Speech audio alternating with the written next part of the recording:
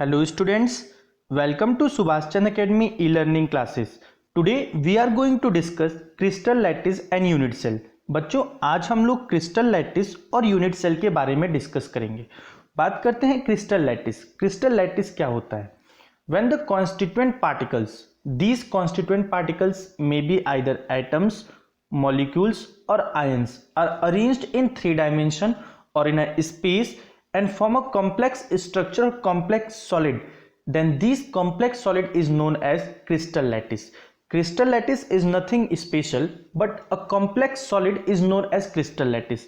बच्चों मान लो आपके पास ये constituent particles हैं, they may be either atoms, molecules और ions, it does not matter. और ये 3D में 3 डायमेंशन में या स्पेस में अरेंज होके एक कॉम्प्लेक्स सॉलिड का फॉर्मेशन करते हैं, एक कॉम्पैक्ट सॉलिड का फॉर्मेशन करते हैं. तो इस कॉम्पैक्ट सॉलिड को हम लोग कहते हैं क्रिस्टल लैटिस. इस कॉम्पैक्ट सॉलिड को हम लोग कहते हैं क्रिस्टल लैटिस. अब एक क्रिस्टल लैटिस के कुछ कैरेक्टरिस्टिक्स होती है. There are some characteristics of a crystal lattice. The first characteristics is the constituent particles of a crystal lattice is known as lattice point. एक क्रिस्टल लैटिस के जो constituent particles होते हैं उन्हें हम लैटिस पॉइंट कहते हैं. मान लो बच्चों ये आपके पास कोई क्रिस्टल लैटिस है. मान लो ये कोई क्रिस्टल लैटिस है और ये उसके कॉन्स्टिट्यूएंट पार्टिकल्स हैं. एक क्रिस्टल लैटिस की ये कॉन्स्टिट्यूएंट पार्टिकल्स हैं. तो इन कॉन्स्टिट्यूएंट पार्टिकल्स को हम लैटिस पॉइंट कहते हैं. एक क्रिस्टल लैटिस के जो कॉन्स्टिट्यूएंट पार्टिकल्स होते हैं, चाहे वो एटम्स हो, मॉलिक्यूल्स हो और आयंस हो, उन्हें हम लैटिस पॉइंट कहते हैं. Second characteristics is one lattice point represent one constituent particles. That means और in other words we can say that एक लैटिस पॉइंट एक कॉन्स्टिट्यूएंट पार्टिकल को रिप्रेजेंट करता है. Now the third characteristics is which is very important. If we join the lattice point with the help of imaginary line, then we visualize a regular geometry, and this regular geometry is known as unit cell.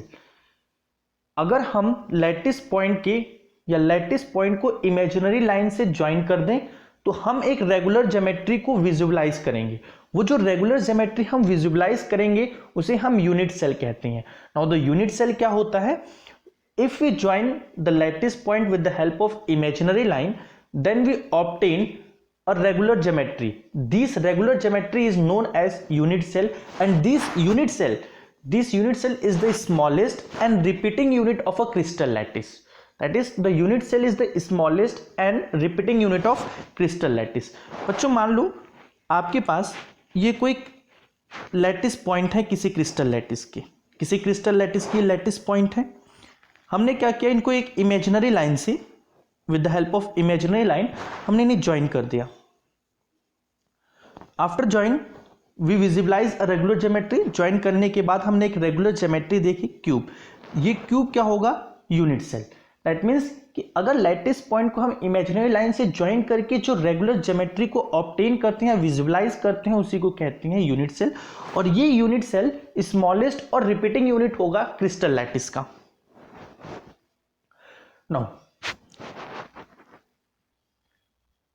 Now there are some characteristics of unit cell. एक unit sales के कुछ characteristics होती हैं. बात करें first characteristics की तो एक यूनिट सेल के 3 एजेस होते हैं. The unit cell consist of 3 edges, that is length, breadth and height. एक यूनिट सेल के 3 एजेस होते हैं, that is length, breadth and height. और सेकेंड कैरेक्टरिस्टिक्स की बात करें, if you are going to talk about the second characteristics of unit cell, then a unit cell consist of 3 angles, and 3 angles, that is alpha, beta and gamma. Let's suppose मान लो हमारे पास ये कोई unit cell है, इस unit cell के 3 edges होंगे. Height, इसको हमने रिप्रेजेंट कर दिया ए से. ब्रेथ हमने इसको रिप्रेजेंट कर दिया बी से. और लेंथ इसको हमने रिप्रेजेंट कर दिया सी से. हाइट और लेंथ के बीच का एक एंगल अल्फा, लेंथ और ब्रेथ के बीच का एक एंगल बीटा एंड हाइट और लेंथ के बीच का एक एंगल गामा। तो एक यूनिट सेल के 3 एजेस होते हैं, that is length, breadth and height, and unit cell consist of 3 angles alpha, beta and gamma. Now the unit cell are of 2 types. अब यूनिट सेल 2 तरह के होते हैं, एक primitive unit cell and non primitive unit cell. Primitive unit cell is also known as simple unit cell. The unit cell are of 2 types, primitive unit cell and non-primitive unit cell. Primitive unit cell is also known as simple unit cell, and they are categorized on the basis of position of lattice point present in the unit cell. एक unit cell में lattice point कहाँ present है या constituent particles कहाँ present है, इसके basis पे unit cell को 2 पार्ट में कैटेगराइज कर देते हैं, that is primitive unit cell and non primitive unit cell. Primitive unit cell is also known as simple unit cell, whereas non primitive unit cell is also known as centred unit cell. Another name of non-primitive unit cell is centered unit cell, and another name of primitive unit cell is simple unit cell. Now, what is primitive unit cell? अब हमें देखना है कि primitive unit cell क्या होता है। अगर lattice point एक यूनिट सेल के केवल और केवल कॉर्नर पे प्रेजेंट है, if the lattice point are present only at the corner position of a unit cell, then these types of unit cell is known as primitive unit cell और simple unit cell। बच्चों मान लो आपके पास ये कोई unit cell है, ये आपके पास कोई यूनिट सेल है, और इस यूनिट सेल के कॉन्स्टिट्यूएंट पार्टिकल्स केवल और केवल कॉर्नर एटम पे प्रेजेंट है। जैसा कि एक क्यूब में हमने देखा, ये क्यूब है, ये यूनिट सेल, और कॉन्स्टिट्यूएंट पार्टिकल केवल कॉर्नर पे प्रेजेंट है, 8 कॉर्नर पे कॉन्स्टिट्यूएंट पार्टिकल्स या 8 कॉर्नर पे लैटिस पॉइंट प्रेजेंट है। तो इस तरीके के यूनिट सेल को हम लोग कहते हैं प्रिमिटिव यूनिट सेल और simple unit cell. That means if the lattice point occupies only the corner position of a unit cell, then such type of unit cell is known as primitive unit cell or simple unit cell. Now second is non-primitive unit cell. Non primitive unit cell क्या होता है, जब lattice point corner position पे present हो, साथ ही साथ किसी और भी पोजीशन पे प्रेजेंट हो, तो उस तरीके के यूनिट सेल को हम लोग कहते हैं non primitive unit cell. If in other words we can say that if the lattice point are present not only at the corner atom position but also at other position of a unit cell, corner position पे तो present हो, साथ ही साथ किसी और भी position पे present हो, तो वैसे यूनिट सेल को हम लोग कहते हैं नॉन प्रिमिटिव यूनिट सेल और सेंटर्ड यूनिट सेल। मान लो आपके पास ये कोई यूनिट सेल है,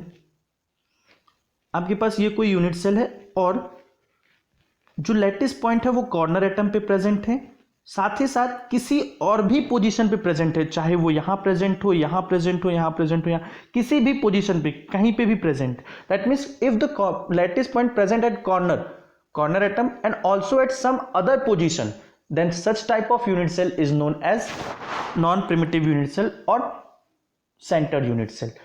नाउ अब नॉन प्रिमिटिव यूनिट सेल को भी हम 3 पार्ट में कैटेगराइज करते हैं, face centred unit cell, body centred unit cell and end centred unit cell.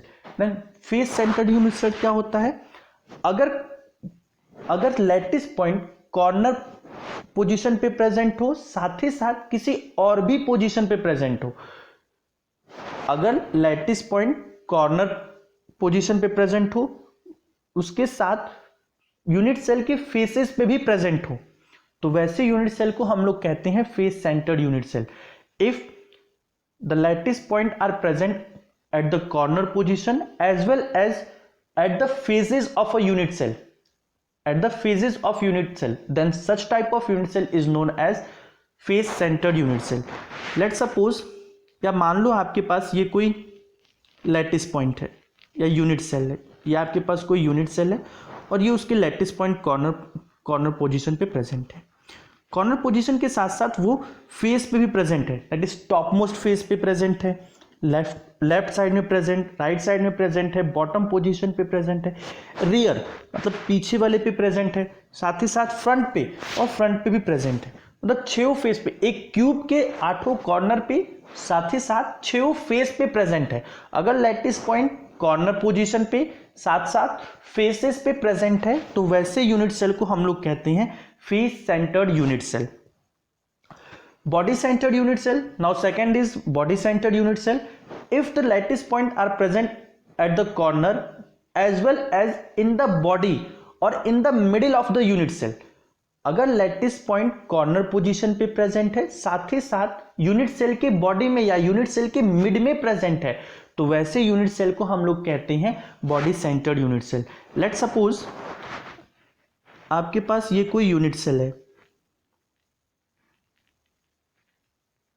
और इसमें लैटिस पॉइंट जो है वो कॉर्नर पोजीशन पे प्रेजेंट है, कॉर्नर पोजीशन पे प्रेजेंट, साथ ही साथ एक लैटिस पॉइंट इस यूनिट सेल के मिड में या इस यूनिट सेल के बॉडी में प्रेजेंट है तो ऐसे ऐसे यूनिट सेल को हम लोग कहते हैं body centred unit cell. Now third is end centred unit cell. End centred unit cell क्या होता है? If the lattice point are present at the corner position as well as at the two opposite faces, at the two opposite phases of unit cell, then such type of unit cell is known as end centered unit cell। अगर lattice point corner atom पे present है साथ ही साथ किसी भी दो opposite face पे, किसी भी दो अपोजिट फेस पे प्रेजेंट है तो ऐसे लैटिस पॉइंट ऐसे यूनिट सेल को हम लोग कहते हैं एंड सेंटर्ड यूनिट सेल। मान लो आपके पास कोई यूनिट सेल है और इस यूनिट सेल में लैटिस पॉइंट कॉर्नर एटम पे प्रेजेंट है, कॉर्नर पोजीशन पे प्रेजेंट है, उसके साथ किसी भी दो अपोजिट फेस पे, चाहे टॉप और बॉटम पोजीशन पे या लेफ्ट और राइट पोजीशन पे या रेयर और फ्रंट पोजीशन पे, रेयर और फ्रंट फेस पे, किसी भी दो अपोजिट फेस पे भी प्रेजेंट है, कॉर्नर पोजीशन पे प्रेजेंट है साथ ही साथ किसी दो अपोजिट फेस पे प्रेजेंट है, then such type of unit cell is known as end centred unit cell. These are the types of unit cell. Now on the basis of edges and angles, there are 5 shapes of unit cell। edges मतलब length, breadth और height, और angles alpha beta और gamma के basis पे एक unit cell के 5 shapes होते हैं। As we see in the table 1.3, जैसा कि हम टेबल में 1.3 में देख रहे हैं। पहले अगर हम लोग बात करें, अगर एजेस, तीनों edges that is length, breadth और हाइट, जहां से आप देख भी रहे हो ए बी और C that is length, breadth और हाइट, अगर इक्वल हो and alpha beta and gamma 90 degree हो तो वैसे यूनिट सेल को हम कहते हैं cubic unit cell.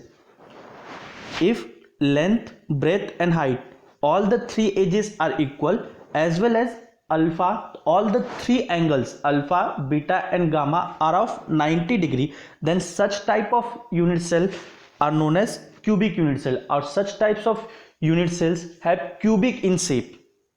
Second, if two edges that means either height or length or breadth or length or breadth and height, 2 edges are same but one edges are different and all the angles alpha, beta and gamma are of 90 degree, then the shape of a unit cell is known as tetragonal shape. Third is, if all the 3 edges are different, that is length, breadth and height are different from each other and angles alpha, beta and gamma are of 90 degree, then such type of unit cell has shape of orthorhombic. Next is, if 2 edges are of equal but 1 edges are of different and the angles alpha beta are of 90 degree but one angle is of 120 degree, then such type of unit cell has shape hexagonal. And the last one is, if all the edges that is A, B and C, length, breadth and height are equal but alpha beta are equal, alpha, beta and gamma are equal but they are not of 90 degree, alpha, beta and gamma are equal but not 90 degree, then such type of unit cell have shape rhombohedral or trigonal. अब इसके आगे हम लोग अगली class में पढ़ेंगे, अगले video में देखेंगे। होप आप सभी को यहाँ तक समझ में आया होगा। Thanks to all of you.